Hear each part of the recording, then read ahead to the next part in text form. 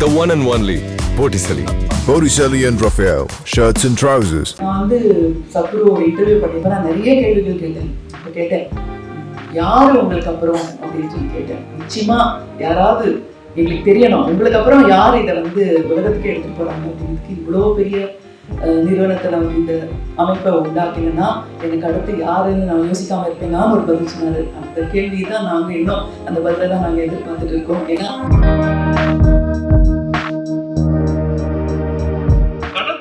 ரெண்டு வேலைக்காரனும் சந்திச்சுட்டான். அந்த முதல் வேலைக்காரன் சொன்னா எங்க முதலாளி மாதிரி முட்டாள் யாருமே கிடையாது. 50 ரூபாய் கொடுத்து BMW கார் வாங்கிட்டு சொன்னா இன்னைக்கு ஞாயிற்றுக்கிழமை எவன் கடை திறந்துருப்பான். இன்னொருத்தன் சொன்னான்னா எங்க முதலாளி அதை விட மோசம், வீட்டுல போய் தான் இருக்கானான்னு பார்க்க சொன்னாரு. அவர் பாக்கெட்லயும் போன் இருக்கு, வீட்லயும் போன் இருக்கு, போன் பண்ணி கேட்க வேண்டியது தானே, என்ன வேற அனுப்பிச்சுட்டாருன்னாலும். அப்ப அந்த டிகிரிஸ் தான் வேறுபடுதே தவிர ஒவ்வொருத்தங்களும் அவங்கவுங்க பார்வையில முட்டாளம் தான் இருக்காங்க. இப்ப சத்குரு என்ன சொல்றார், உண்மையில் குப்பை குளத்தை ஒருத்த ஒருத்தர் வீசலாம், உனக்கு 2 வாய்ப்பு இருக்கு.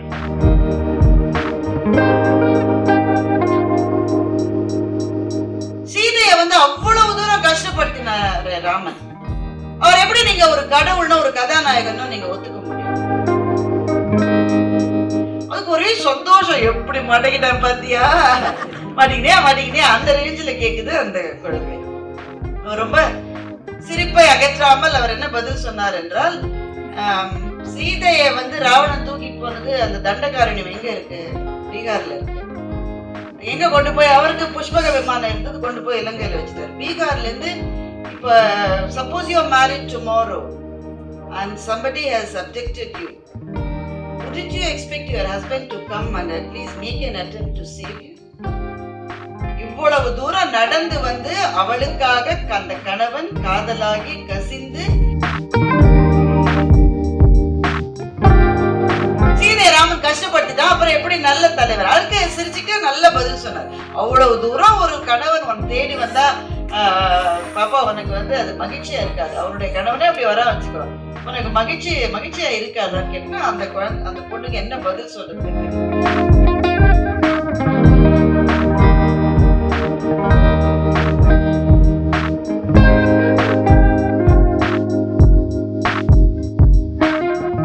சத்குரு அவர்களோட எண்ணங்களை தமிழ்ல நம்ம படிக்கிற ஒரு வாய்ப்பை நமக்கு கொடுத்த அவர்கள் குடும்பத்துல ஒருத்தர் மாதிரி ஆயிட்டாரு அவரு. ஏன்னா எப்படி ஹவு டு டீல் வித் பீப்புள்னு, அதாவது அந்த இனிஷியேஷன் முடிஞ்ச உடனே சாப்பாடு போடும்போது உங்ககிட்ட இருந்து என்ன மாதிரி ஒரு வெளிப்பாடு வரணும்ன்றத ஒரு 29 வயது பெங்காலி இளைஞன் எனக்கு சொல்லி கொடுத்தாரு. எப்படின்னா, பிறந்த குழந்தை உங்க கையில இருக்கு, அந்த குழந்தை உங்க குழந்தையா இருக்கலாம், உங்க குழந்தையா இல்லாம கூட இருக்கலாம். அந்த குழந்தைகிட்ட இருந்து உங்களுக்கு எதுவுமே கிடைக்காது. ஆனா நீங்க அந்த குழந்தைய உங்க உயிர் மாதிரி பார்த்துக்கணும் இல்லையா? ஒரு அன்னை இல்ல ஒரு பெண்ணனா எந்த குழந்தையா இருந்தாலும் பார்த்துக்குவோம், அதுவும் அன்னையா இருந்தா எப்படி பார்த்துக்குவோம், அந்த மாதிரி இந்த இன்னர் வெஜிடேரியனுக்கு வந்திருக்கிற 120 பேரையும் நீங்க பார்த்துக்கணும் அப்படின்னு சொன்னார். 29 வயசு ஒரு பெங்காலி இளைஞன் கிட்ட இருந்து எனக்கு கிடைச்சிச்சு. அடுத்த வருஷம் நான் போனேன், அப்போ 32 வயசு ஒரு பெண்மணி இருந்தாங்க. இவங்க என்ன சொல்ல போறாங்க, அதே ஸ்டோரியை தர சொல்ல போறாங்க. அப்ப சொல்லுவேன், பார்த்தீங்களா பழைய ஸ்கிரீன்லயே சொல்றீங்களேன்ட்டு. இல்லை, அந்த பெண் என்ன சொன்னாங்கன்னா, இப்போ சத்குரு இப்படி நடந்து வந்தா நீங்க என்ன பண்ணுவீங்க அப்படின்னு கேட்டாங்க. நாங்க எல்லாம் எழுந்து நின்று மரியாதை கொடுப்போம் அப்படின்னு. 120 சத்குரு இருக்காங்க இங்கே. நீங்க பாக்குற இந்த 120 பேரும் சத்குரு. அப்ப நீங்க எப்படி நடந்துப்பீங்களோ அப்படி நடந்துக்கணும். ஆஹா சரி, இது நமக்கு தெரியாத ஸ்கிரீன் பிளே. இதெல்லாம் உட்கார்ந்து ரூம் போட்டு கதையெல்லாம் எழுதினா வராது. இது உள்ள வரணும். அது வர்ற ஒரு அட்மாஸ்பியர், ஒரு ஆம்பியன்ஸ் ஈஷால இருக்கு, மனதளவுலையும் இருக்கு, அந்த ஈஷா அந்த வளாகத்திலையும் இருக்கு. அந்த வளாகம் அங்கக்குள்ள போகாம உலகம் ஃபுல்லா வரணும்ன்றதுதான் என்னுடைய ஆசை. நான் சத்குரு ஒரு இன்டர்வியூ பண்ணிப்ப நான் நிறைய கேள்விகள் கேட்டேன். அப்போ கேட்டேன், யாரு உங்களுக்கு அப்புறம் அப்படின்னு சொல்லி கேட்டேன். நிச்சயமா யாராவது எங்களுக்கு தெரியணும், உங்களுக்கு அப்புறம் யார் இதை உலகத்துக்கு எடுத்துட்டு போறாங்க அப்படிங்கிறதுக்கு. இவ்வளோ பெரிய நிறுவனத்தை நான் இந்த அமைப்பை உண்டாக்கினா எனக்கு அடுத்து யாருன்னு நான் யோசிக்காம இருப்பேன் ஒரு பதில் சொன்னாரு. அந்த கேள்வி தான் நாங்க இன்னும் அந்த பதிலை தான் நாங்க எதிர்பார்த்துட்டு இருக்கோம். ஏன்னா ஐயா சொன்ன மாதிரி இங்கே மட்டும் நிறுத்தக்கூடாது, இது வந்து உலகம் ஃபுல்லாக பரவணும், இந்த யூனிவர்ஸ் ஃபுல்லாக பரவணும். நான் சொன்னேன், இந்த பாரதிவாசலுக்கு புரியாது, அங்கே வந்தால் தான் புரியும். அது உள்ளே போய் பார்த்தா தான் அந்த நிதர்சனமான உண்மை, அந்த தெளிவான அந்த ஃபோர்ஹெட் இருக்கு பாருங்க, நெற்றி எல்லாருக்கும், அந்த தீர்க்கமான கண்கள், அது வந்து உலகத்துக்கு ஃபுல்லாக வந்து சேரணும் அப்படிங்கிறது என்னுடைய ஆசை. ஸோ இந்த புஸ்தகம் எல்லாரும் படிக்கணும். நிச்சயமாக நிறைய கேள்விகளுக்கு பதில் கிடைக்கும். எனக்கு இன்னும் கர்மாலாம் என்னன்னு தெரியல, ஒரு சின்ன இதுதான் ப்ரீஃப் தான் எனக்கு தெரிஞ்சது. இந்த புஸ்தகத்தை படிக்க உங்களை மாதிரி நானும் ரொம்ப ஆர்வமாக தான் இருக்கேன். இதில் நம்மளுக்கெல்லாம் ஏற்பட்ட கேள்விகள் எனக்கும் வந்திருக்கு. எங்கள் வீட்டில் நான் தான் பொல்லாதவ, ஆனால் என்ன அளவுக்கு வெற்றி நல்லவங்களுக்கு கிடைக்கலையே அப்படின்னு எனக்கு தோணும். ஸோ இந்த கேள்வி வந்து எல்லாருக்குமே இருக்கும். ஸோ நல்லவர்களுக்கு வெற்றி கிடைக்கணும், நல்லவர்களுக்கு சந்தோஷம் கிடைக்கணும், கர்மாங்கிறது என்ன அப்படிங்கிறதெல்லாம் இந்த புத்தகத்தில் பார்த்து நம்ம படித்து தெரிஞ்சுக்கணும். உங்களை மாதிரி ஆர்வமாக இருக்கேன். ஸோ என்னை இங்கே கூப்பிட்ட ஈஷாவை சேர்ந்த எல்லாருக்கும் என்னுடைய நன்றி. நான் நினைக்கிறேன். பொதுவாக ஈஷா தியான அன்பர்கள் மத்தியில் பேசுவது என்பது, நான் சொல்ற உதாரணம் கொஞ்சம் குரூடா இருக்கும். சிவகாசி பட்டாசு தொழிற்சாலைக்குள்ள தீ வைப்பது மாதிரி பட்டுன்னு பத்திக்கும். எத்தனை நாளைக்கு தான் அந்த கற்பூர புத்தின்னு அதே திரும்ப திரும்ப சொல்லிட்டு இருக்கிறது. அப்புறம் மேடம் பழைய ஸ்கிரீன் பிளேன்னு சொல்லிடுவாங்க. அவங்க கூட கேட்டாங்க சத்குருவுக்கு அப்புறம் யாரு அப்படின்னு. அதுக்கெல்லாம் எங்களுக்கு பதில் இங்கிலீஷ்லாம் நல்லா தெரியும். சத்குருக்கு அப்புறம் சத்குரு தான், சத்குருக்கு முன்னாலையும் சத்குரு தான், எப்பவும் சத்குரு. சத்குரு ரொம்ப அழகா இந்த புத்தகத்துல சொல்றாங்க, நாம் எதை நோக்கி நம்முடைய விருப்பத்தை செலுத்தி கொண்டோ இருக்கிறோமோ அது எங்கெங்கெல்லாம் அவைலபிளா இருக்கோ அங்கே நாம் இருப்பதை பிரபஞ்சம் உறுதி செய்யும் அப்படிங்கிறார். இதுதான் இந்த காஸ்மிக் டிசைன். நமக்கு சில விஷயங்கள் வாழ்க்கையில ரொம்ப பிடிக்கும் அப்படின்னா அது உனக்கு பிடிக்கிறது நல்லதா இல்லையா அந்த கேட்டகரைசேஷன்லாம் கிடையாது, டிஸ்கிரிமினேஷன் கிடையாது. உனக்கு அது பிடிச்சிருக்கா, உனக்கு கிடைக்கிற மாதிரி ஏற்பாடு பண்றேன்னு பிரபஞ்சம் சொல்லுவோம். அப்ப அங்க சாய்ஸஸ் அவர்ஸ், நாம் முடிவு செய்கிறோம்.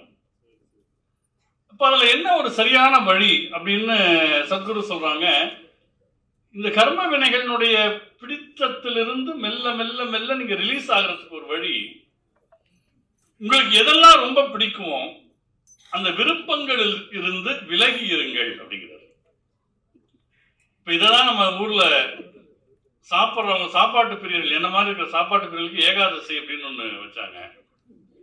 அப்புறம் ஒரு மலைக்கு போறதுனா 41 நாள் விரதம் இருக்குது. என்னன்னா எதெல்லாம் நமக்கு பைண்டிங் ஃபேக்டரோ அதுல இருந்து விலகி இருத்தல், கொஞ்சம் கொஞ்சமாக அந்த பயிற்சியை கொண்டு வந்தே வருவது என்று சொல்லுகிறார். அப்புறம் சத்குரு ரொம்ப அழகா இப்ப மறுபடியும் கூட ரீசெண்டா வீடியோல சொல்லியிருந்தாங்க இதே செய்தியை, இந்த புக்லையும் எழுதியிருக்காங்க. உங்களுக்கு பிடித்தமான உணவு உங்கள் முன்னால் வைக்கப்பட்டிருந்தால் அப்படியே பாஞ்சிடாதீங்க, கொஞ்சம் வெயிட் பண்ணுங்க, இந்த உணவை பார்த்து அது ஒரு புரிதலோட அதை பாருங்க அப்படின்னு சொல்றாங்க. இப்ப இதெல்லாம் என்ன பண்ணுகிறது, அந்த பைண்டிங்கை வந்து ரிலீஸ் பண்ணிக்கிட்டே வருது, கொஞ்சம் கொஞ்சமா ரிலீஸ் பண்ணிக்கிட்டே வருது. ஈஷால இருக்கக்கூடிய அன்பர்களுக்கு தெரியும், தினம் காலையில வந்து ஒரு வேப்பிலை உருண்டை, ஒரு மஞ்சள் உருண்டை வந்து சாப்பிடுவாங்க. இதுல என்ன மாதிரி ஆட்களுக்காக அது இப்ப கேப்சூல் வந்துருச்சு. பொதுவாக அது எப்படி பழக்கம்னா அதை அப்படியே வாயில் இட்டு மென்று விழுங்குவது. உடனே இதை வந்து எல்லாரும் சத்குருட்ட கேட்டாங்க, இது என்ன அந்த உடல் நலத்துக்காக பண்றீங்களா? அவர் எப்பவுமே அதுக்கு இன்னொரு பதில் வச்சிருப்பார். சத்குருகிட்ட வந்து ஒரு தடவை கேட்டாங்க, சத்குரு இந்த இது மெடிடேஷன் யோகாலாம் பண்ணா உடல் ஆரோக்கியமா இருக்கும், மன அமைதி வரும், மகிழ்ச்சியா இருப்போம்னு சொல்றாங்களே, இட்ஸ் ட்ரூ அப்படின்னு கேட்டாங்க. சத்குரு சொன்னார் இதெல்லாம் வரும், ஆனா இதெல்லாம் யோகாவோட சைடு எஃபெக்ட்னு. இப்ப யோகாவுடைய நோக்கம் வந்து உங்களை உணர்வது, இதெல்லாம் சைடு எஃபெக்ட். அந்த மாதிரி இந்த வேப்பிலை உருண்டைக்கு சத்குரு சொன்னாங்க, பாருங்க, ஒரு காலை பொழுதை நீங்கள் தொடங்குகிற போது உங்களுக்கு விருப்பமான ஒன்றை நீங்கள் செய்வதற்கு விழிப்புணர்வு இல்லாமலேயே செஞ்சிருவாங்க. ஒரு காஃபி சாப்பிட்ற, எழுந்ததும் காஃபி சாப்பிட்றது ஒரு பழக்கம் இருக்குன்னு வச்சுங்களேன். பல பேர் அப்படி தூக்க கலக்கத்தையே அப்படி சாப்பிட்ருவாங்க. அப்புறம் காஃபி சாப்பிட்டோமா இல்லையான்னு மறுபடியும் ஒரு 8 மணிக்கு ஒரு டவுட் வரும். ஏன்னா ஏர்லி மார்னிங் சாப்பிட்ருப்பாங்க. அது சில வீடுகளில் வந்து பெட் காஃபின்னு ஒன்று சாப்பிடுவாங்க, அது காலையில் 4:30 மணிக்கு சாப்பிடுவாங்க. நான் கூட ஒருத்தட்ட கேட்டேன், எங்க நியாயமா இருக்கு, அவங்க மனைவி இந்த விடியற் காலையில் விடிந்தும் விடியாத காலை பொழுதுல எழுப்பி இப்படி ஒரு காஃபி சாப்பிட்றது நியாயமா, இது ஆணாதிக்கம் இல்லையான்னு கேட்டேன். அவங்க சொன்னாங்க, இல்லைங்க இது ஒரு பெரிய தியாகம்னாரு அவர்.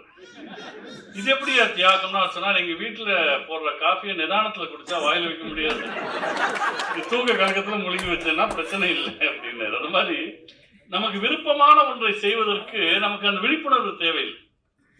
சத்குரு சொல்றாங்க, வேப்பிலை உருண்டைங்கிறது உங்களுக்கு பிடித்தமான விஷயம் அல்ல, அதை வாயில் இட்டு மென்று விழுங்கினா அது உங்க தொண்டையை கடந்து போற வரைக்கும் இது எப்படா முடியும்னு காத்திருப்பீங்க இல்லையா? முழு விழிப்புணர்வோடு இருப்பீர்கள். ஒரு நாளை நீங்கள் விழிப்புணர்வோடு தொடங்க வேண்டும் என்றுதான் வேப்பிலை உருண்டையும் மஞ்சள் உருண்டையும் தரப்படுகிறது என்று சத்குரு அவர்கள் சொன்னார். சத்குரு உதாரணத்துக்கு சொல்றார், உங்களை நோக்கி ஒருத்தர் குப்பை கூளங்களை வீசுகிறார் என்று வைத்துக் கொள்ளுங்கள். குப்பை கூளங்களை உங்களை நோக்கி வீசினால் உங்களுக்கு 2 சாய்ஸ் இருக்கு. ஒண்ணு, அதை எடுத்து உடம்பு பூரா பூசிக்கலாம், அவன் அதை எதிர்பார்த்து தான் வீசுறான். நீ எவ்வளவு பெரிய முட்டாள் தெரியுமா, நான் வீசுறேன் பாரு பண்ணிக்குவான் அப்படின்னு. நான் பல பேர் அடுத்தவன் முட்டாளுங்கிற அபிப்பிராயத்திலே தீமைகள் செய்யறான், அதை இவன் தனக்குரிய கருவியா பயன்படுத்திக்க முடியாது. நாங்க மேடைகளில் வேடிக்கையா ஒன்று சொல்லுவோம், 2 முதலாளிகள் பேசிக்கிட்டாங்களாம். என்னோட வேலைக்கார மாதிரி முட்டாள் உலகத்திலே இல்லைன்னு ஒருத்தர் சொன்னார். இன்னொருத்தர், நீ வேற, என் ஆள் அதை விட மோசம்னாராம். எப்படின்னு பார்த்துருவோம்னாராம். இப்போ முதலாளி என்ன பண்ணார், ஒரு வேலைக்காரனை கூப்பிட்டு ஒரு 50 ரூபா கொடுத்து, இந்த அப்பா 50 ரூபா கொடுக்குறேன், ஒரு BMW கார் வாங்கிட்டு வான்னாராம். அவர் சரிங்க முதலாளின்ட்டு போயிட்டார். பத்தியா, வெறும் 50 ரூபா கொடுத்தேன் BMW வாங்கிட்டு வரேங்கிறான் பாரு அப்படின்ட்டு சிரிச்சார். அடுத்த ஆளு, ஏன் ஆளை பாருன்ட்டு, ஏய் இங்க வா, வீட்டில் போய் நான் இருக்கனான்னு பார்த்துட்டு வா அப்படின்னாராம். அவனும் சரிங்க முதலாளின்ட்டு போயிட்டான். பாரு எவ்வளவு பெரிய முட்டாளா இருக்கான்னு இவங்க 2 பேரும் பேசிக்கிட்டாங்க. கடத்தரவுல இந்த 2 வேலைக்காரனும் சந்திச்சுட்டான். அந்த முதல் வேலைக்காரன் சொன்னா, எங்க முதலாளி மாதிரி முட்டாள் யாருமே கிடையாது, 50 ரூபாய் கொடுத்து BMW கார் வாங்கிட்டு சொன்னா, இன்னைக்கு ஞாயிற்றுக்கிழமை எவன் கடை திறந்துருப்பான். இன்னொருத்தன் சொன்னான்னா, எங்க முதலாளி அதை விட மோசம், வீட்டுல போய் தான் இருக்கானான்னு பார்க்க சொன்னாரு, அவர் பாக்கெட்லயும் போன் இருக்கு, வீட்லயும் போன் இருக்கு, போன் பண்ணி கேட்க வேண்டியது தானே, என்ன வேற அனுப்பிச்சுட்டாருன்னாலும். அப்ப அந்த டிகிரிஸ் தான் வேறுபடுதே தவிர ஒவ்வொருத்தங்களும் அவங்கவுங்க பார்வையில முட்டாளம் தான் இருக்காங்க. இப்ப சத்குரு என்ன சொல்றார், உண்மையில் குப்பை கூளத்தை ஒருத்தர் வீசலாம், உனக்கு 2 வாய்ப்பு இருக்கு. ஒண்ணு, அவன் எதிர்பார்த்த மாதிரியே உன் மேல எடுத்து பூசிட்டு, ஐயோ என் மேல வீசிட்டானே நீ சொல்லலாம். இன்னொன்று, அந்த குப்பை கூளத்தை அந்த மூட்டையோடு கொண்டு போய் உன்னுடைய தோட்டத்துக்கு போட்டு நல்ல உரமாக ஆக்கி நல்ல மலர்களை கனியை விளைய வைக்கலாம், இந்த வாய்ப்பு உன்னிடம் இருக்கிறது என்று சொல்லுகிறார். எனவே கர்ம வினையை எப்படி நாம் மடைமாற்றம் செய்கிறோம் என்றால், சத்குரு ரொம்ப தெளிவாக சொல்லுகிறார், ஆன்மீக வாழ்க்கை என்பது பொறுப்பேற்றல், டேக்கிங் ரெஸ்பான்சிபிலிட்டி. இந்த ரெஸ்பான்சிபிலிட்டி அப்படிங்கிற சொல்லை நீங்கள் 2ஆக பிரித்தால், ability, response, ability to respond, அதான் ரெஸ்பான்சிபிலிட்டி. இந்த சத்குரு அருமையான உதாரணம் சொல்றார். நம்ம வீட்டில் நம்ம நல்லா சாப்பிட்டு வெளியில வர்றோம், ஒரு சின்ன குழந்தை ரோட்ல பசியோடு நடந்து போகிறது என்றால், அந்த குழந்தையை நீங்கள் உருவாக்கவில்லை, அது யாரோ பெற்ற பிள்ளைதான். ஆனால் உங்களை கடந்து போகிற போது, உங்கள் வாசலை கடந்து போகிற போது, அந்த குழந்தை பசியோடு இருப்பதற்கு நீங்கள் பொறுப்பு என்பதை உணர்ந்தால், தட் இஸ் ரெஸ்பான்சிபிலிட்டி. அந்த பொறுப்பை நாம் ஏற்றுக்கொள்ளுகிறோம். அதை ஏற்றுக்கொள்ளக்கூடிய தன்மை இருக்கிறதே, அது வெறும் எந்த எதிர்பார்ப்பும் இல்லாமல் செயல்படுகிறது, விதவுட் எனி எக்ஸ்பெக்டேஷன்ஸ். அவங்க சொன்னாங்க இல்லையா, அந்த பிறந்த குழந்தையை பார்த்து கொள்ள வேண்டும் என்று நம்முடைய தன்னார்வ தொண்டர்களை வழிநடத்தக்கூடியவர்கள் எப்படி சொன்னார், அந்த பெங்காலி இளைஞர் சொன்னதை சொன்னாரே, விதவுட் எனி எக்ஸ்பெக்டேஷன்ஸ். யார் பெற்ற குழந்தை, இதுக்கு உணவு படைப்பதால் எனக்கு என்ன கிடைக்கும், இது எதையும் எதிர்பாராமல் செய்கிற போது அங்கு அந்த செயல் வினைகளை ஏற்படுத்துவதில்லை, மாறாக ஒரு வினையினுடைய கட்டை அவிழ்க்கிறது. ஒரு இடத்துல சத்குரு இந்த புத்தகத்துல இல்லை, இன்னொரு இடத்துல ரொம்ப அழகா சொல்றார், நீங்கள் ஒரு சக்தி மிக்க ஆலயத்திலே போய் நின்று அங்கு தரப்படுகிற திருநீற்றை அல்லது குங்குமத்தை உங்கள் மோதிர விரலால் எடுத்து நெற்றியில் இடுகிறீர்கள் என்றால், உங்கள் வினையின் ஒரு வினையை உடைக்கிறீர்கள் அர்த்தம்னார். It is so powerful. நாம அதை சடங்கா செய்யறோம், எந்த விரல் எடுத்து அப்படி பூசிட்டு வந்துடுறோம். ஆனா அந்த வினாடி முழு விழிப்புணர்வோடு மோதிர விரலால் எடுத்து நீ நெற்றியில் வைக்கிற போது ஒரு கர்மாவினுடைய ஒரு அங்குலத்தை நீ உடைக்கிறாய்ன்னு அர்த்தம்ங்கிறார். அப்ப அந்த எல்லா செயலும் விழிப்புணர்வோடு செய்யப்படுகிற போது, வெறுப்பு இல்லாமல் செய்யப்படுகிற போது, அது நம்மை வினையிலிருந்து விடுவிக்க கூடியது என்பதையெல்லாம் இந்த புத்தகம் ரொம்ப தெளிவாக சொல்கிறது. அதுல ரொம்ப அழகான இடம், ஒருத்தன் கொள்ளையடிச்சுக்கிட்டே இருக்கான். யாருக்காக கொள்ளையடிக்கிறேன்னு கேட்கிறார். இல்லை, என் குடும்பத்துக்காக. இதனால உனக்கு கர்ம வினை சேரும்னு தெரியுமா? தெரியும். அப்ப நீ குடும்பத்துக்காக தானே கொள்ளையடிக்கிற.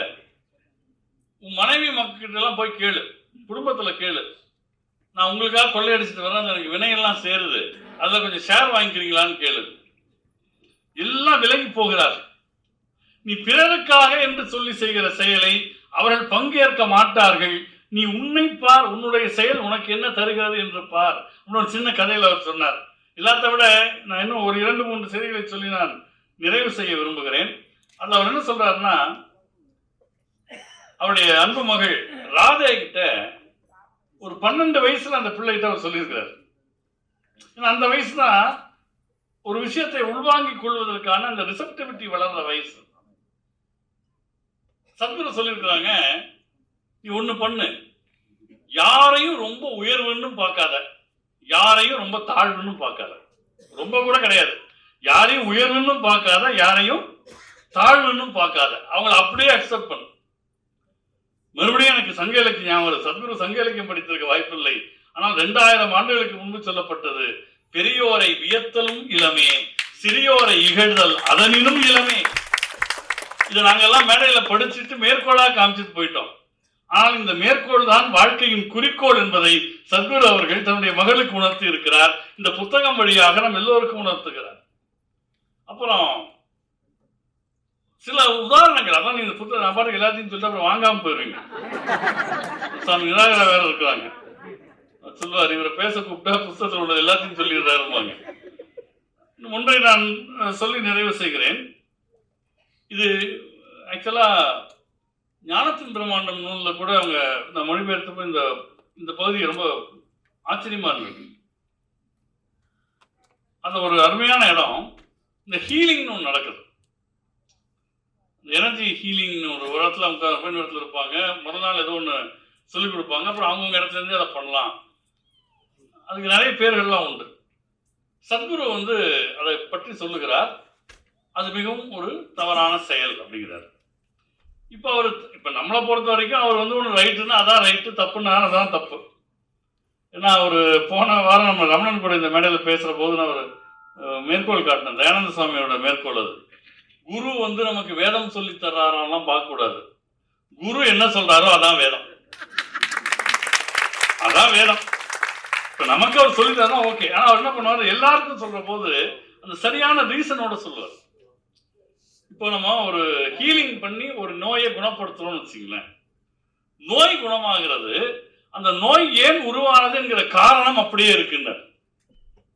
இப்போ ஒருத்தர் கடுமையான தொண்டை வலி வருதுன்னு வச்சுக்கோங்க, அந்த தொண்டை வலிக்கு வீட்டில் இருக்கிறவங்க என்ன பண்ணுவாங்க, இந்த பெயின் கில்லரை போட்டு கூட ஏதோ ஒன்று கொடுப்பாங்க. அந்த வலி அப்போது சரியாகும், அந்த போல தெரியும். ஆனால் வலியை ஏற்படுத்திய கிருமி ஒன்று உள்ள இருக்கு இல்லையா, அது போகாது. அப்ப மருத்துவர்கிட்ட போனால் ஆன்டிபயோட்டிக் கொடுப்பாரு, அது என்ன பண்ணும், அந்த கிருமியை அழிக்கும். சத்குரு சொல்லுகிறார், நீங்கள் ஹீலிங் மூலமாக என்ன செய்கிறீர்கள் என்றால் அந்த வலியினுடைய வெளிப்பாட்டை அழிக்கிறீர்களே தவிர அந்த காரணத்தை அழிப்பதில்லை. காஸ் அண்ட் எஃபெக்ட், நீங்க எஃபெக்டை தான் டீல் பண்றீங்க, காசை டீல் பண்ணல. அப்ப அது என்ன ஆகும், ஒரு விஷயத்துல நீங்க ஹீலிங் பண்ணீங்கன்னா அந்த காரணம் அப்படியே உங்களுக்குள் இருந்து அது வேறு விதத்தில் வெளிப்படும். ஒரு விபத்து நடக்கலாம், வேற ஒரு நோய் வரலாம், ஒரு ஏதோ ஒரு பிரச்சனை வரலாம். அப்போ அந்த காசு நோக்கி நீங்க கவனம் செலுத்துமே தவிர ஹீலிங்கிற அந்த எஃபெக்டை நோக்கி கவனம் செலுத்தக்கூடாது என்பதை இந்த புத்தகத்திலேயும் சத்குரு அவர்கள் வலியுறுத்துகிறார்.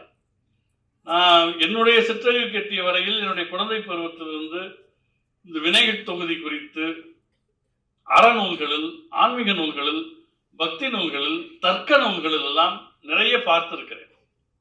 ஆனால் வினை என்றால் என்ன, கர்மா என்றால் என்ன என்று அது வெளிப்படக்கூடிய வழிகளை சின்ன சின்ன சாதனாக்களாக இணைத்து கொடுத்து இது போன்ற ஒரு புத்தகத்தை நான் என் வாழ்க்கையில் படித்ததில்லை. அக்கா நான் ரொம்ப படித்தால் கிடையாது, படித்த வரைக்கும் சொல்றேன். இப்படி ஒரு புத்தகத்தை, ஒரு முழுமையான புத்தகத்தை நான் வாசித்ததில்லை.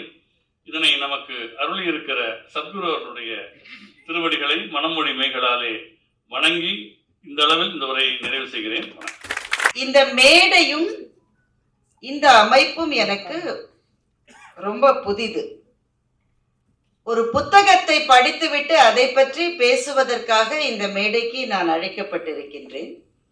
ஆனால் இங்கே வந்த பிறகு ரொம்ப ஆச்சரியமாகவும் வித்தியாசமாகவும் இருக்கின்ற அனுபவ துளிகளிலே நான் நனைந்து கொண்டிருக்கின்றேன். நான் உட்கார்ந்த உடனேயே திருமதி சுஹாசினி அவர்கள், நீங்க அங்க ஈஷா போயிருக்கீங்களான்னு கேட்டாங்க. இல்ல, இது மட்டும் வந்தது இல்லைன்னு சொன்னேன். அந்த உலகமே வேறு உலகம் அது என்று அவர் சொன்னார். எனவே அந்த உலகத்தோடு அனுபவம் இருக்கிற உங்களில் பலர் நிறைந்திருக்கின்ற இந்த அவையில் நான் பேசுவது என்பது கொல்லர்கள் வசிக்கின்ற தெருவிலே ஊசியை விற்க போனவர்களினுடைய கதையாகிவிடுமோ என்று அச்சமாக இருக்கிறது. அதுலயும் எனக்கு முன்னால் பேசிய என்னுடைய நல்ல நண்பர் முத்தையா அவர்கள் கிட்டத்தட்ட புத்தகத்தை முழுவதுமாவே சொல்லிட்டார். அவருக்கு அது ஞாபகமும் இருக்கு, புரியவும் புரியும். நமக்கு ரெண்டுமே கஷ்டம். இந்த மேடையில என்ன செய்வது என்கின்ற ஒரு வியப்பிலே நான் நின்று கொண்டிருக்கின்றேன். அவருக்கு ஒன்றும் கவலை இல்லை, ஏனென்றால் அவர் முற்றும் துறந்தவர். அவர் ஏர்போர்ட்ல ஷாப்பிங் பண்ண பைய தொலைச்சிருக்காரு. சரியா? இப்ப ஏர்போர்ட்ல எதுக்கு ஷாப்பிங் பண்ணுவான்? ஒவ்வொருத்தரும் ஒவ்வொருத்துக்காக பண்ணுவாங்க. கடைசி நிமிஷத்துல யாருக்காவது வாங்கி போலன்னா வீட்டுல சண்டை வருமேன்னு வாங்கறதுதான் ஏர்போர்ட் ஷாப்பிங். அந்த பையையும் தொலைச்சிருக்காரு. கையில வச்சிருக்கிற ஹேண்ட் கேரி லக்கேஜையும் தொலைச்சிருக்காரு. செக்கின் லக்கேஜையும் தொலைச்சிருக்காரு. அதாவது யாரோ ஒருத்தர் இவர் எதுவுமே சொல்ல மாட்டாரு, செய்ய மாட்டாருன்ற முடிவோட இவரை மட்டும் டார்கெட் பண்ணிருக்காரு. இது மூன்றையும் தொலைத்த பிறகு எப்படிடா வீட்டுக்கு போவது என்கின்ற குறைந்தபட்ச அச்சம் கூட இல்லாமல் எல்லா வினையும் தொலைந்து விட்டது என்று மகிழ்ச்சியோடு இருக்கிறது. அவங்க திருமதி சுஹாசினி அவர்கள் 29 பேர் இருந்தா அத்தனை பேரையும் சத்குருவை பார்ப்பது போல, 129 பேர் இருந்தா அத்தனை பேரையும் சத்குருவை போலவே பார்த்து கொள்கிற கருணையும் அன்பும் கொண்டவர்கள். இந்த கூட்டத்துல நான் இல்லவே இல்லை. நான் எங்கேயோ கீழ்படியில இருக்கேன். இங்க எப்படி வந்தேன்னு எனக்கு தெரியல. ஏன்னா வாழ்க்கையில் சில விஷயங்கள் இப்படித்தான் நடக்கும்.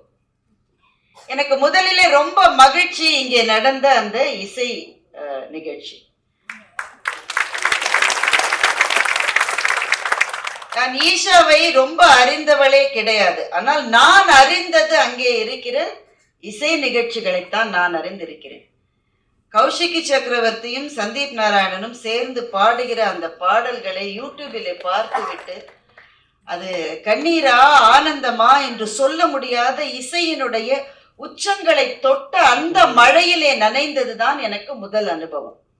அதனால இங்கே இந்த மேடையிலே காதுகளை உறுத்தாத ஒரு சங்கீதத்தை எப்படி கொடுக்க முடியும் என்று தேடி தேடி கொடுத்த அந்த இசைக்கலைஞர்களுக்கு என்னுடைய வணக்கத்தையும் நன்றியையும் தெரிவித்துக் கொள்வதிலே ரொம்பவும் மகிழ்ச்சி அடைகிறேன்.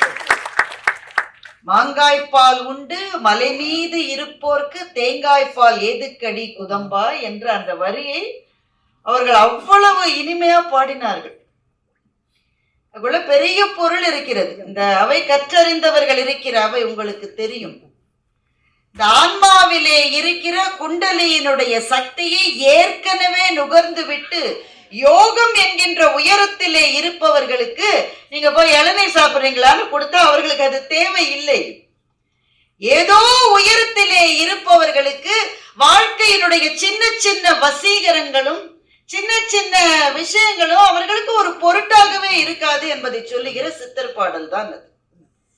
ஆனால் அந்த சித்தர் பாடல்களுக்கே உரிய மொழியினுடைய அழகும் நடையும் அந்த தெளிவும் சொல்றது புரிஞ்சாப்பலே இருக்கும், புரியாதது மாதிரி இருக்கும், வரும் ஆனா வராது மாதிரியே அந்த பாடலை அதற்குள்ளே நம்மை இழுத்து கொள்ளக்கூடிய சக்தி வாய்ந்த அந்த பாடல்களை அந்த இளைஞர்கள் அவ்வளவு சிறப்பாக இசைத்ததற்கு இந்த அவையினுடைய ஒரு மூட அவங்க தான் உருவாக்கினார்கள் என்று நான் நினைக்கிறேன். திரும்பவும் அவர்களுக்கு நன்றி.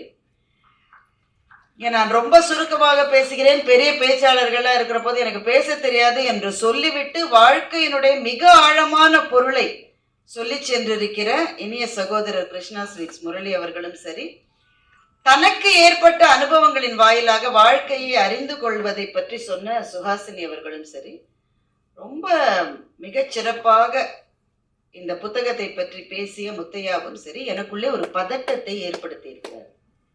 என்ன பேசுவது இந்த அவையிலே? கற்றறிந்தவர்கள் இருக்கிற இந்த அவையிலே என்ன பேசுவது? அதனால வெளியிலிருந்து இருக்கிற ஒருவர் இந்த புத்தகத்தை பற்றி பார்க்கிற பார்வையில் அவர்களுக்கு என்ன கிடைக்கிறது என்பதைத்தான் இந்த அவையிலே ரொம்ப சுருக்கமாக நான் சொல்லலாம் என்று இருக்கின்றேன். எனக்கு முதலிலே எனக்கு எது பிடித்தது என்பதை சொல்லிவிடுகின்றேன். நான் பட்டிமன்ற பேச்சாளர், அதுதான் என்னுடைய அடையாளம். என்னை அறிமுகப்படுத்திய சகோதரி என் மீது இருக்கிற பெரும் கருணையின் காரணமாக என்னை ஒரு எழுத்தாளர் என்று சொன்னார். சில தவறுகளை நீங்கள் மன்னித்து விடலாம். நான் எழுத்தாளராக முயற்சி செய்து கொண்டிருக்கிற ஒரு பேச்சாளர், அவ்வளவுதான். இங்க எதிரில் ரமணனையும் இங்க முத்தையாவை வச்சுட்டு என்னை எழுத்தாளர்னு சொன்னீங்கன்னா எங்க இலக்கிய உலகத்துல பல பேர் கொந்தளிச்சிருவாங்க. எங்களுடைய உலகம் பட்டிமன்ற உலகம். அதுல ரொம்ப ரொம்ப முக்கியமானது பறந்து வருகின்ற அந்த சரங்களை, அதாவது அந்த அம்புகளை வாங்கி அதை அப்படியே திருப்பி கொடுக்கணும். அதுதான் எங்களுக்கு இருக்கிற சேலஞ்ச். நிறைய பேர் எங்களிடம் தொடர்ந்து கேட்கிற கேள்வி, முன்னாடியே பிராக்டிஸ் பண்ணிடுவாங்க தானே? சத்தியமா கிடையாது. ஏன்னா நாங்க பிராக்டிஸ் பண்ணி இங்க நாடகம் நடத்தினால் அதை கூட கண்டுபிடிக்க முடியாதவர்கள் ஆடியன்ஸ். தயாரிக்கப்பட்ட உரைக்கும் ரிஹர்சல் பண்ணி செய்யற டிராமாவுக்கும் ஸ்பான்டேனியஸா வர்றதுக்கும் வித்தியாசம் தெரியாதவர்கள் நம்முடைய ஆடியன்ஸ். அறிவார்ந்த ஆடியன்ஸ் தானே அவங்க. அதனால அந்த இடத்துல வர்றதுதான். அப்போ அப்படி பார்க்கிற போது சத்குரு அவர்களிடம் ஒரு பெண் ஒரு கேள்வி கேட்டார். அதை நான் யூடியூப்ல பார்த்தேன்.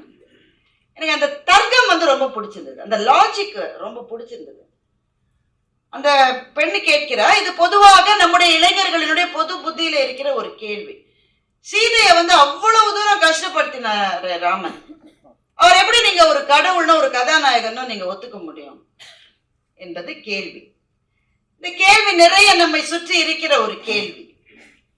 ராமாயணத்தை முழுமையாக படிக்காதவர்கள் தான் இப்படி கேள்வியை கேட்கவும் முடியும்.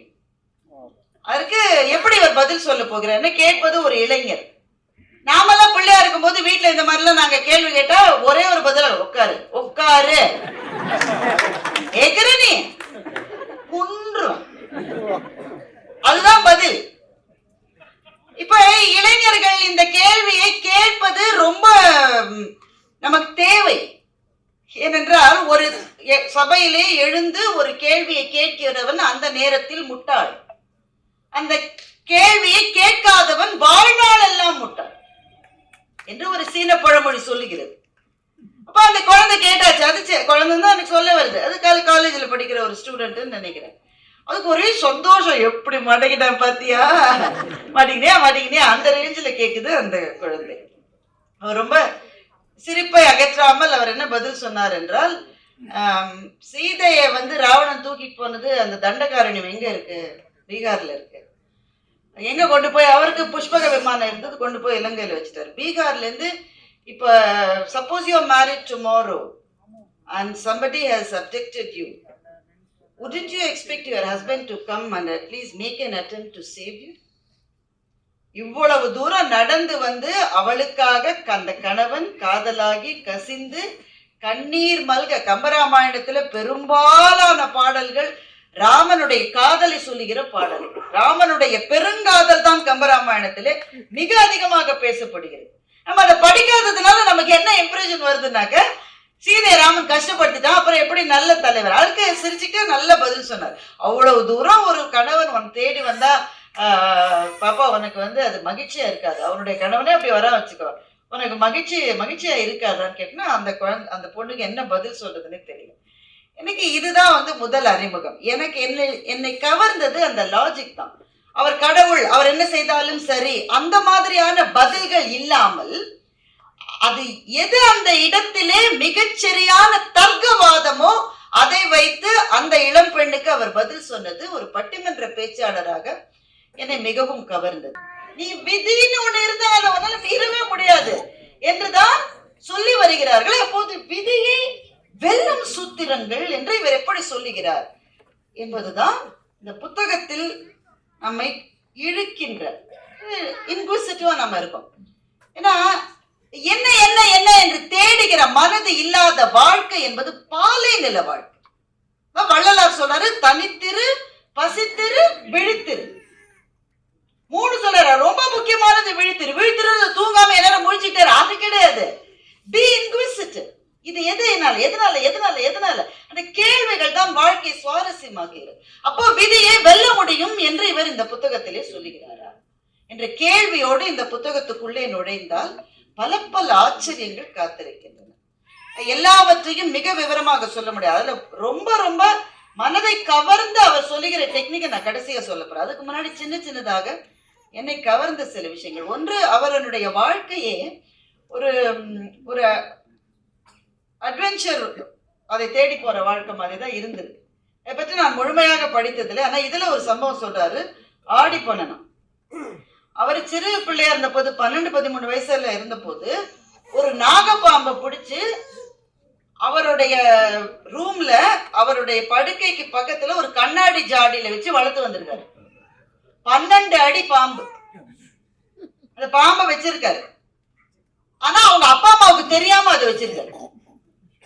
ஒரு நாள் புஷு புஷுன்னு அது ரொம்ப சத்தம் போட்டுருக்கு. இவர் வீட்டுல இல்லாதப்போ அப்பா அம்மா அதை பார்த்து பதறி ஏறி, ஒருத்தர் ஸ்டூல்ல நிக்கிறாரோ, ஒருத்தர் சேர்ல நிக்கிறாரோ. அந்த பாம்பை வெளியில கொண்டு வந்துட்டாங்க. அந்த நேரம்னு பார்த்து பக்கத்துல இருக்கிற ஸ்கூல் வீட்டுக்கு பிள்ளைங்க எல்லாம் சூழ்ந்துருக்கு. எல்லாம் ஒரே பதற்றம், ஒரே இது. இவர் அப்பதான் சைக்கிள்ல வந்துட்டு இருக்காரு. போன டின்னு கட்டிடுவாங்க போல இருக்கு அப்படின்னு அவர் எழுதல, நான் நினைக்கிறேன். இந்த பாம்பை ஒரு பிள்ளை வீட்டுல வச்சு 12 வயசு பிள்ளை வளர்த்தா அப்பா அம்மா என்ன செய்வாங்கன்னு நான் யோசிச்சு பாக்குறேன். இப்போ இவருக்கு இந்த சம்பவத்துல முதல்ல தோன்றியது என்னன்னா எஸ்கேப், அப்படிதான் நமக்கு தோணும். ஆனா அவருக்கு தோன்றியது அந்த பாம்பை தான் இழந்து விடக்கூடாது என்று அவருக்கு தோன்றியது. பாம்பு என்னுடைய நண்பன் என்று எழுதுகிறார். எப்படித்தான் அப்பா அம்மா வளர்த்தாங்க எனக்கு தெரியும். அப்ப என்ன செஞ்சிருக்காரு, அந்த சைக்கிளை ஓட்டிக்கிட்டே அங்க இவர் நிக்கலன்னா நின்னா பிடிச்ச அடி, அதனால ஓட்டிக்கிட்டே அந்த இடத்துக்கு வரும்போது குனிஞ்சு அந்த பாம்பை கையில எடுத்துக்கிட்டு சைக்கிளோடு அப்படியே போயிருக்காரு. படிச்ச போது எனக்கு அது ரொம்ப பிரமிப்பாக இருந்தது. அதை அந்த சம்பவத்தை தன்னுடைய அட்வென்ச்சரை பத்தி சொல்றதுக்காக அவர் எழுதுறார். அவர் எதற்காக எழுதுகிறார் என்றால், எல்லாருக்கும் அந்த பாம்பு என்றால் ஒரு பயம், அது நம்மளை கொத்திருமோன்ற ஒரு அச்சம், அதுல இருந்து விலக வேண்டும் என்கின்ற ஒரு தாக்கம் இருக்கிற போது, எனக்கு அந்த பாம்பு ஒரு நண்பரை போலவும் உற்ற துணைவன் போலவும் இழந்து விடக்கூடாத ஒரு உறவு போலவும் எனக்கு ஏன் தோன்றியது என்று ஆரம்பிக்கிறார். இதைத்தான் அவர் என்னன்னு எக்ஸ்பிளைன் பண்றாருன்னா, வாசனா என்று எக்ஸ்பிளைன் பண்றார். ஒரு வாசனை இருக்கிறது. வாசனைனா நறுமணம், கெடுமணம், அந்த வாசனை, அரோமா, பேட் ஓடர், அது கிடையாது. வாசனை என்பது இந்த உலகத்தில் நாம் செய்கிற ஒவ்வொரு செயல்களுக்கும் ஏதோ நம்மை சுற்றி ஒரு இம்ப்ரெஷனை நாம விட்டுட்டு போறோம்னு அவர் சொல்றார். நம்மை சுற்றிய ஒரு பதிவு இருக்கிறது. நாம் சொல்லுகிற ஒவ்வொரு வார்த்தைக்கும் அந்த பதிவு இருக்கிறது. நாம் எண்ணுகிற ஒவ்வொரு, முத்தைய ரொம்ப அழகா சொன்னாரு, 4 கொலை பண்ணவனை விட 5வது பண்ணணும்னு நினைச்சவனுக்கு வினை அதிகமாயிருதுன்னு ரொம்ப அழகா சொன்னாரு. அப்பெல்லாம் நம்முடைய வினையை நினைச்சு பார்த்தா பயமா இல்லை, அதிர்ச்சிகரமான விஷயங்களை மேடையில் சொல்லாது. நண்பர்களே, ஒரு நல்ல புத்தகம் என்பது நம்மை ஒரு பாதையிலே அழைத்து செல்லுகிறது. புத்தக வாசிப்பு என்பது கொஞ்சம் குறைந்து வருகிற இந்த காலகட்டத்தில் இந்த மாதிரியான புத்தகங்கள் ஏதோ ஒரு வாசலை நமக்கு திறந்து விடுகின்றன. அன்றாட வாழ்க்கை என்கின்ற எல்லா ஜன்னல்களும் மூடப்பட்ட ஒரு புழுக்கமான இடத்திலே வாழ்ந்து வாழ்ந்து வாழ்க்கையை சுமைக்க முடியாமல் சுமக்கின்ற நமக்கு ஒரு ஜன்னலை திறந்து காற்று வருவது போல இந்த புத்தகத்தின் வாயிலாக நமக்கு சில தரிசனங்கள் கிடைக்கும். அந்த ஒரு நொடி சொல்றாரு இல்ல, ஒரே ஒரு நொடி உங்களால எக்ஸ்பீரியன்ஸ் பண்ண முடியுமா? அந்த ஒரு நொடியை நீங்க எக்ஸ்பீரியன்ஸ் பண்ண அதை என்னன்னு சொல்லுவீங்க? It's fantastic, it's fabulous, awesome. இந்த வார்த்தையெல்லாம் போதவே போதாதுல்ல. அதுக்கு அந்த ஒரு நொடி என்பது ஒரு தரிசனம். அந்த தரிசனம் கிடைத்து விட்டால் வாழ்க்கை முழுவதும் இந்த கர்மா என்பதை கழற்றி விட்டு ஏத்தி அதெல்லாம் செய்ய முடியாது. அவர் சொல்றாரு, பொட்டேட்டோ சாக்ன்றார், உருளைக்கிழங்கு மூட்டை மாதிரி நீ சுமந்துட்டு தான் இருக்கணும். ஆனா நீ அதை உனக்குள்ளேயே புதைச்சு புதைச்சு புதைச்சு புதைச்சு வச்சா இன்னும் முளை விட்டு புதுசு புதுசா உருளைக்கிழங்கு வந்துகிட்டே இருக்கும். அதனால வெளியில எடுத்து போடு, வெயில காயவே, அட்லீஸ்ட் இனிமே புதுசாவது வராம இருக்கும்னு சொல்றாரு. அது நமக்குள்ளே இருக்கிற அவலங்களை, அழுக்குகளை, வேதனைகளை, துக்கங்களை நமக்கு வெளியே வைத்துவிட்டு அந்த ஒரு நொடி தரிசனத்துக்காக நாம் காத்திருப்போம். எல்லா காத்திருப்புகளுக்கும் ஏதோ ஒரு பதிலை கடவுள் நிச்சயம் தருவார் என்ற நம்பிக்கை எனக்கு உண்டு. அந்த ஒரு நொடி எப்படி இருக்கும் என்று எனக்கு தெரியாது. ஆனால் அந்த ஒரு நொடியை நோக்கியதாக இனி நம்முடைய பயணங்கள் அமையும். எங்கள் மகாகவி சொல்லுகிறார், தோன்றி மறைவது வாழ்க்கை, இதில் துன்பமோடு இன்பம் வெறுமை என்ற மூன்றில் எதுவரினும் களிமூழ்கி நடத்தல் பரமசிவ முக்தி என்று சொல்லுகிறார். பாரதி ரொம்ப வித்தியாசமா யோசிக்கக்கூடிய வாழ்க்கையில 2 மனநிலைகளை தான் நாம இருக்கதான் நாம எல்லாம் சொல்றோம். ஒண்ணு சந்தோஷமா இருக்கோம், இல்ல அழுதுட்டு இருப்போம். இந்த 3ஆவதா ஒண்ணு இருக்குன்ற மகாகவி பாரதி. தோன்றி மறைவது வாழ்க்கை, இதில் துன்பமோடு இன்பம் வெறுமை என்ற 3. இந்த வெறுமை என்ற உணர்வு வராதவர்கள் நம்ம யார்? யாராவது இருக்கோமா? நம்ம கூடவே எவ்வளவு ஃப்ரெண்ட்ஸ் இருக்காங்க, எவ்வளவு உறவுக்காரங்க இருக்காங்க, பக்கத்திலேயே இருக்காங்க. ஆனா கொடூரமான தனிமை என்பதை நாம் அனுபவித்ததில்லை. எல்லாரும் இருந்தும் யாருமே இல்லாத ஒரு மனநிலை நமக்கு வந்ததில்லை. அப்படிப்பட்ட ஒரு தனிமை, அந்த வெறுமை இருந்தா எங்க மகாகவி சொல்றான், அதிலும் களிமூழ்கி நடத்தல் பரமசிவ முக்தி. அந்த இடத்துல கூட களிப்போட இருப்பேன். அப்படிப்பட்ட ஒரு களியாட்டமாக வாழ்க்கையை பார்க்கிற ஒரு குரு இந்த புத்தகத்தை எழுதியிருக்கிறார். வாழ்க்கையை வாழ கற்றுத் தருகின்றார், வாழ்க்கையை பார்க்க கற்றுத் தருகின்றார், அன்பு செலுத்த கற்றுத் தருகின்றார். இந்த வாழ்க்கை என்பது நினைக்கிற அளவு துயரங்கள் நிரம்பிய ஒரு பாழறை அல்ல. அதிலே ஒரு விளக்கை ஏற்றி வைத்து நம்முடைய எதிர்காலத்துக்காக வழிகாட்டுகின்றார். அந்த வகையில் இந்த புத்தகம் பல கேள்விகளை எழுப்பும், கேள்விகளுக்கான பதில்களை நம்மை தேடி போக வைக்கும். ஒரு புத்தகம் இதைவிட செய்யக்கூடிய மகத்தான பணி வேறு என்ன இருக்க முடியும்? ஒரு புத்தகத்தினுடைய இனிமை நமக்கு எப்போது தெரியும் என்றால் அதை மூடி வைத்த பிறகுதான் நமக்கு தெரியும். அதை மூடி வைத்த பிறகு நம்முடைய மனத்தில் அந்த புத்தகம் என்ன தாக்கத்தை ஏற்படுத்துகிறது என்பதுதான் ஒரு புத்தகத்தினுடைய வெற்றி. இந்த புத்தகத்தை மூடி வைத்த பிறகு எனக்கு தோன்றியது, அந்த ஒரு நொடிக்காக நான் காத்திருப்பேன் என்று தோன்றியது. நீங்களும் காத்திருங்கள். நன்றி, வணக்கம். பார்ட்டி வேர்னாலும் ஐ ப்ரிஃபர் போட்டிசலி. எங்க இருந்தாலும் நம்ம ஸ்டாரா தெரியணும் இல்லையா? வெரைட்டியான கலர்ஸ், நியூ டிசைன்ஸ், அதுக்கு மேல star look. The one and only Botticelli. Botticelli and Raphael, shirts and trousers.